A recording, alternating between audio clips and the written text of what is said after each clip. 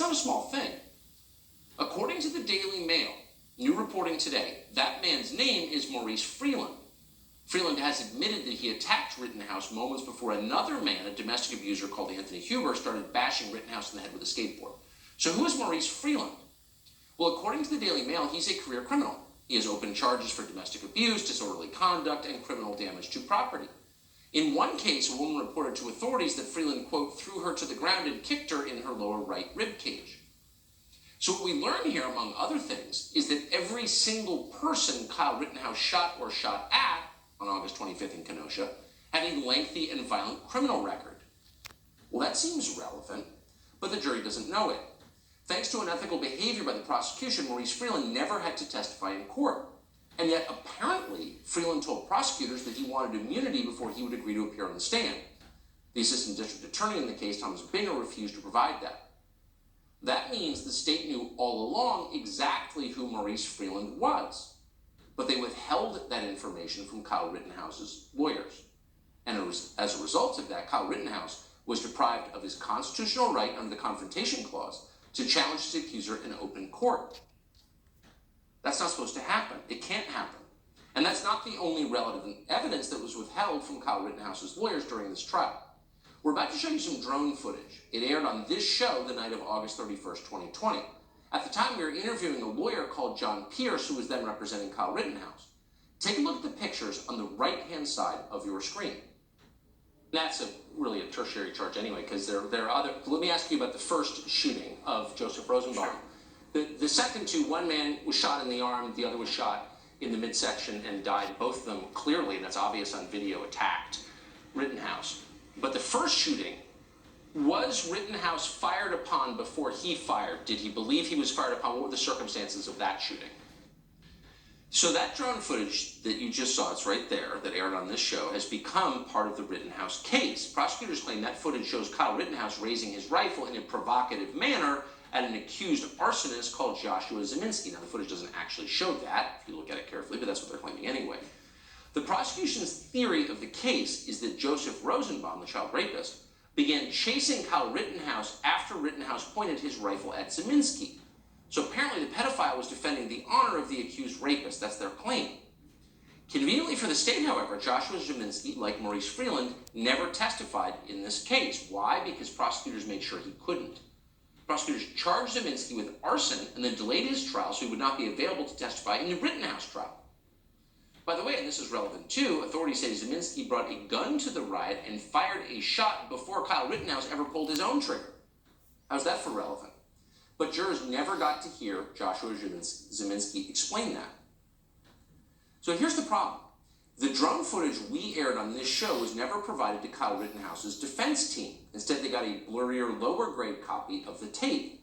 Look at the images you're seeing on your screen right now. You're seeing the high-quality image on the bottom and the low-quality image on the top. There's no comparison between the two. The defense had no way to analyze the high-quality footage during the trial and provide it to their video experts. They couldn't verify that the footage is accurate or make any arguments about what it shows. They just had to accept the prosecution's version. Now, the defense only realized this after one of the prosecutors admitted it out loud, apparently by accident. He admitted that his version of the drone footage was, quote, much clearer than the footage the defense had. Watch. This is the same quality as our version. Our version is much clearer. According to one of Rittenhouse's lawyers, the defense copy of the drone footage was nearly 3 times less clear than what the prosecutors had. I confirmed that this file that he said was directly provided to the state crime lab was an 11 megabyte file, not 4. So the information contained in the flash drive was over double the size, almost 3 times the size as to what was emailed to me. Every other piece of evidence from the state crime lab in this situation has been provided to us via Dropbox. Dropbox provides an exact forensic copy of what they have. The file title name in this situation should have been exactly the same as the one provided to the state if it was the exact same copy. The file name was nowhere near similar. So how to account for this? Well, the prosecutors explained they just got this footage at the last minute, a few days ago.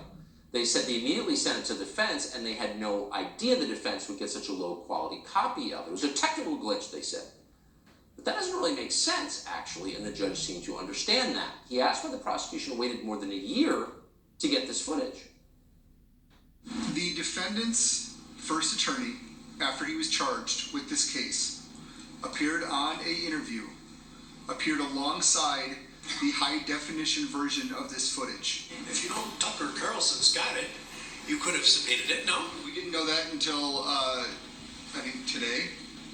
No, we knew it.